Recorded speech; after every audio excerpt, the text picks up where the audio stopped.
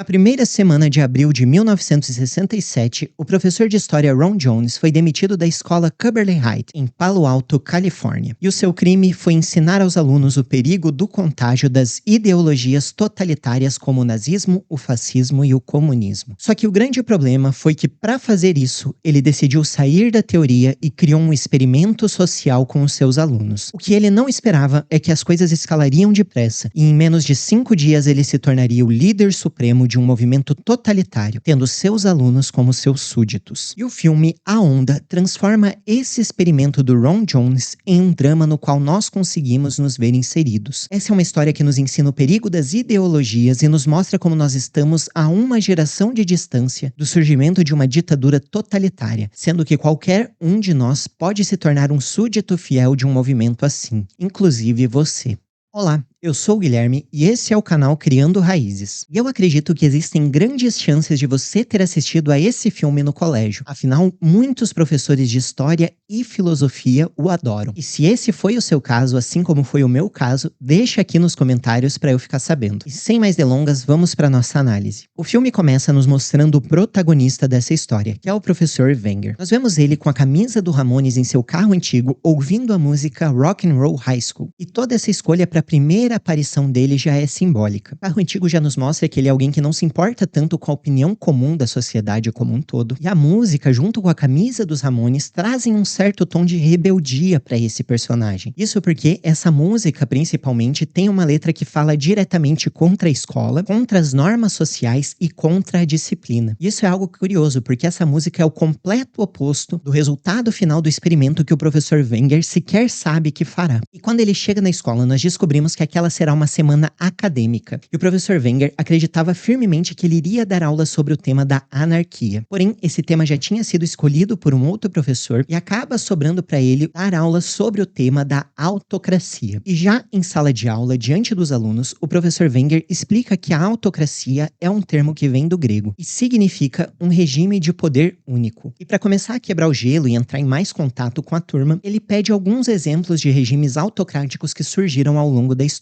E para surpresa dele, os alunos se mostram extremamente desanimados ao descobrirem que essa disciplina irá falar mais uma vez sobre o nazismo. E não só isso, como ele também percebe que os alunos acreditam que esse é um tema que já ficou no passado. Eles estão cansados de ouvir falar sobre isso porque eles acreditam que a sociedade evoluiu definitivamente. E acreditam que é impossível que um novo Hitler surja no Ocidente moderno. E é aqui que surge a ideia do professor Wenger de provar na prática que eles estão errados. E é aqui também que vão começar a maioria dos problemas que vão surgir ao longo desse filme. Isso porque o professor quer provar que mesmo eles, jovens progressistas liberais, podem acabar caindo na lábia de um ditador se estimulados da maneira certa. Ele só não imagina que o experimento dele vai dar extremamente certo. E em menos de 5 dias ele criará algo que sairá completamente do seu controle. No primeiro dia, o Rainer decide mostrar na prática o poder da disciplina em grupo. Ele começa reorganizando as carteiras em fileiras e colocando regras simples, como fazer os alunos terem que se levantar para poder falar. E no princípio, os alunos acham aquilo meio esquisito. Porém, ele vai explicando a lógica que está por trás. Ele mostra que ficar de pé ativa a circulação e ajuda os alunos a ficarem mais alertas. E ele mostra também que as coisas ficam mais ordenadas e eficientes se todos seguem as mesmas regras. Nesse primeiro dia, ele também faz algo que é fundamental para a criação de uma ideologia, que é expulsar imediatamente aqueles que discordam das suas regras. E no final desse primeiro dia, os alunos já estão claramente mais empolgados e obedientes. E embora eles não entendam exatamente o porquê, eles estão gostando muito da experiência que eles estão tendo nessa aula. No segundo dia, o professor Rainer vai mais preparado após ficar até tarde da noite estudando sobre o assunto. E quando ele chega em sala de aula, ele tem uma surpresa. Os alunos estão esperando sentados e o saúdam quando ele entra. Isso mostra que eles já entraram de cabeça nesse jogo. E nesse dia, então, o professor Wenger faz com que os alunos se exercitem e marchem juntos. A marcha faz com que eles se sintam como uma unidade. E o Rainer vai além e os incentiva a marcharem de tal forma que o teto caia sobre a cabeça dos seus inimigos. Que no caso, esses inimigos são a turma de baixo, que é comandada pelo professor que não gosta muito do Rainer. E esse elemento do nós contra eles não está aqui por acaso também. Esse ponto também é fundamental, porque toda ideologia tem um inimigo comum, no qual ele joga a culpa de todos os problemas da sociedade. E após esse episódio da Grande Marcha, a turma do Rainer começa a se destacar. Outros alunos alunos começam a querer mudar de classe para ter aulas sobre autocracia também. E no final desse dia, o professor explica para os alunos a importância da uniformização. E ele propõe que no dia seguinte todos venham com um uniforme simples, que consistirá no uso de uma camisa branca e calças jeans, algo que todos podem adquirir facilmente e que irá unir ainda mais os membros daquele movimento.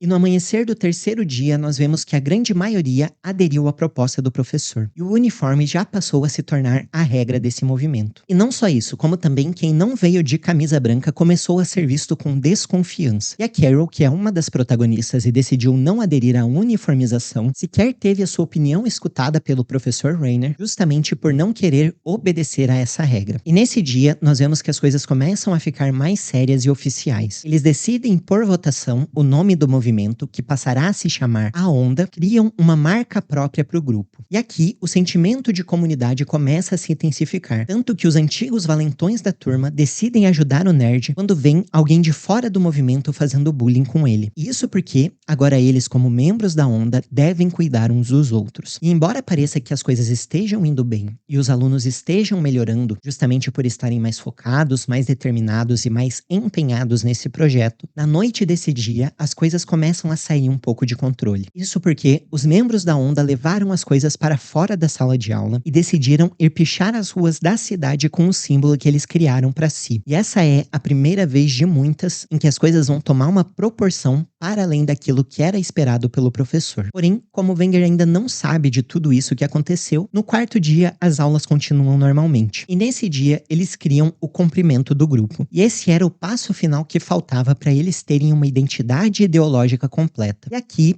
para os alunos, as coisas já estão muito mais sérias do que parecem. E a Onda acabou se tornando uma parte significativa da própria personalidade deles. Muitos ali sequer conseguem se ver como indivíduos que não pertencem a essa tribo. E o contágio aqui foi tão forte que influenciou inclusive o professor, que começou o filme como um anarquista rebelde que usava a camisa do Ramones, mas que com o passar dos dias começou a criar cada vez mais gosto em ser o grande líder, principalmente por ver a melhora que aquilo estava proporcionando para alguns alunos. Isso é algo que foi tão notório que a própria diretora do colégio o elogiou pelo progresso daquela turma. Porém, o poder ali começou a subir tanto a cabeça do Wenger, ele passou a ignorar completamente o aviso de pessoas e alunos que estavam vendo que aquele experimento não ia acabar bem, como é o caso da sua própria esposa e da sua aluna Carol, que é aquela que não veio uniformizada no terceiro dia. E nós conseguimos ver os primeiros sinais mais perigosos e negativos da ideologia que eles estão criando, justamente por causa dessa aluna. Isso porque ela acabou se tornando uma grande traidora para eles. Ela passou a ser vista como uma dissidente que quer ir contra toda essa maravilha que eles estão criando. E cada vez mais a turma começa a vê-la com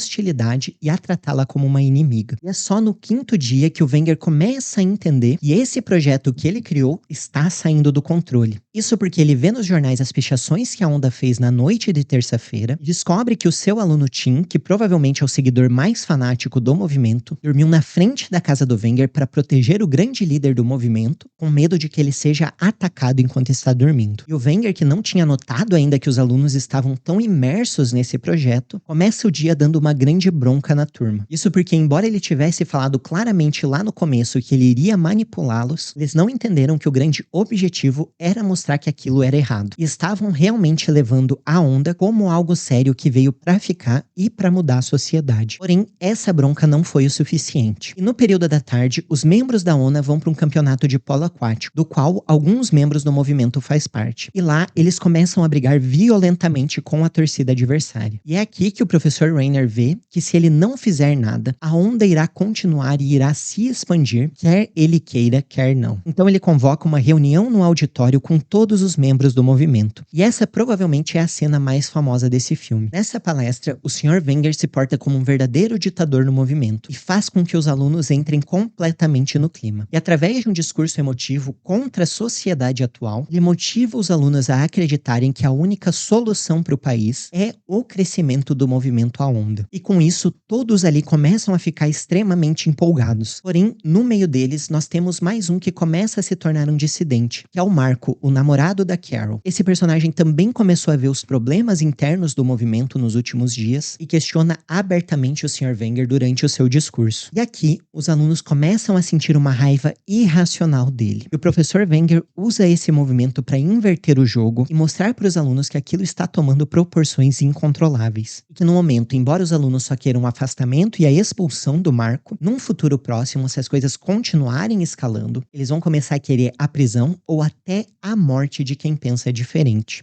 E após sensibilizar os alunos e mostrar para eles o absurdo para o qual eles estavam rumando, o professor Wenger finalmente desfaz a onda. Porém, as coisas não terminam como esperado. E os alunos que estavam mais investidos no movimento não aceitaram a dissolução, como é o caso do Tim, que já tinha a onda como uma parte fundamental da sua vida e da sua identidade. E aqui, as coisas acabam terminando de maneira muito mais trágica do que o esperado. E tudo isso acaba nos levando a uma pergunta. Como tudo isso escalou tão rápido? Como que um projeto estudantil, em menos de 5 dias, acabou se transformando num movimento que tem a ambição de ser totalitário? Antes da gente responder essa pergunta, não esqueça de deixar o seu like e se inscrever no canal. O seu like é fundamental para que o meu vídeo chegue a mais pessoas, e com o meu vídeo chegando a mais pessoas, eu consigo ter mais tempo e mais disponibilidade para criar conteúdo aqui para o YouTube. Então, se você tá gostando desse vídeo, não esqueça de deixar o like e se inscrever. E agora vamos tentar entender como esse movimento acabou crescendo de maneira tão acelerada. E aqui existem duas respostas para essa pergunta. A primeira é que o jovem é de fato mais suscetível ao contágio das ideologias. Isso porque, nessa idade, a busca por aceitação e a vontade de pertencer é uma necessidade muito latente. E as ideologias, como um todo, proporcionam essas duas coisas. Se você aceitar alguns critérios simples, que são os dogmas daquele movimento, você vai fazer parte de uma comunidade forte, coesa, que luta por uma causa que, do ponto de vista da ideologia, irá tornar o mundo um lugar muito melhor. Só que o lado negativo disso, que normalmente não é mencionado, é que a partir do momento em que você entra, você passará a ver a todos que estão do lado de fora como inimigos, e a sua vida vai se tornar um eterno nós contra eles. E veja aqui que todas as ideologias trabalham dessa forma, mesmo aquelas que não têm como objetivo principal criar um movimento totalitário, ou pelo menos aparentemente não tem esse objetivo. E o feminismo é um bom movimento para a gente pegar como exemplo aqui. Isso porque essa é uma ideologia que num primeiro momento é aparentemente inofensiva. Afinal, ele aceita as mulheres que sofrem e promete uma luta por igualdade. Porém, como nós já comentamos, o preço a se pagar aqui é ter que concordar com tudo que o movimento prega. E qualquer discordância irá te tornar um inimigo mortal dele. Um exemplo real e notório aqui é o que aconteceu com a J.K. Rowling, a autora de Harry Potter. Ela é uma mulher que sempre foi feminista de carteirinha desde que se tem registro, porém acabou se tornando uma pessoa não grata, começou a ser perseguida violentamente pelo movimento após discordar de uma única coisa pregada por ele. E isso acontece com todas as ideologias, seja ela o fascismo, o comunismo, o nazismo, o feminismo ou qualquer outra. Ao entrar para o clube, você é acolhido por uma comunidade que tem ideias fortes e que te ajudará a encontrar um sentido para sua vida. Porém, o preço a ser pago é a sua própria individualidade. Para entrar ali, você precisa se submeter a tudo que eles pregam. Você não pode discordar de nada e precisa também perseguir quem discorda. E aqui nós entramos no ponto principal dessa análise, que é entender qual é o grande ouro desse filme. O que é que fez com que ele se tornasse tão popular, mesmo sendo um filme alemão de baixo orçamento? Antes da gente entrar nesse ponto, eu queria relembrá-los rapidamente que as inscrições para o meu curso Além da Superfície estão abertas. Nesse curso eu te ensino a enxergar os filmes e as séries que você assiste com outros olhos, e a captar as nuances e os detalhes que a maioria das pessoas não percebe. O curso é bem prático e direto ao ponto, e nele eu uso inúmeros exemplos de filmes e séries já consagrados para te ajudar a entender melhor a estrutura interna deles, te ensinar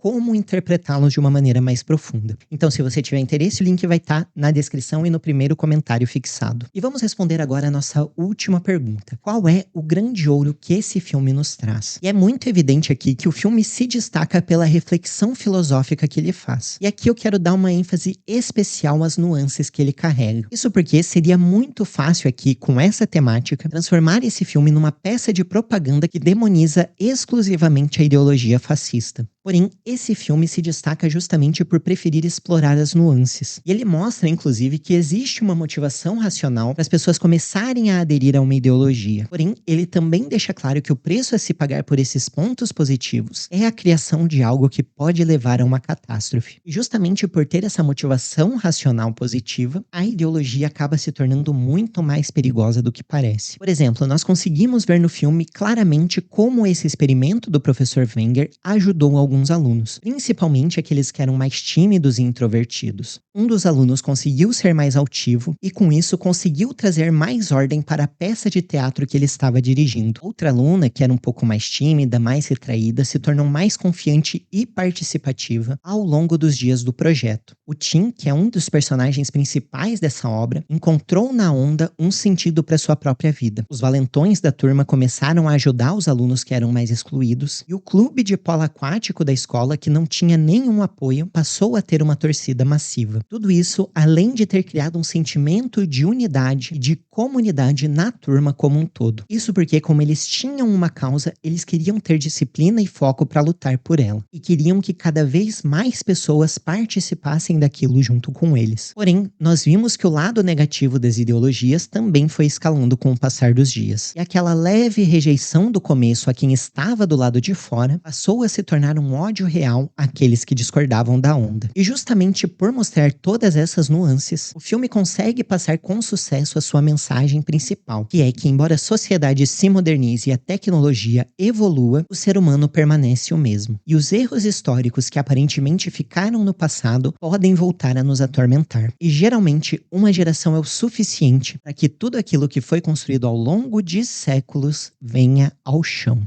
E se você gostou desse vídeo, eu te peço novamente para não esquecer de deixar o like e se inscrever. E eu tenho certeza absoluta que você também vai gostar desse aqui. Nesse vídeo eu analiso o filme Clube da Luta e mostro como ele marcou toda uma geração. Obrigado por assistir até aqui, um forte abraço e até a próxima.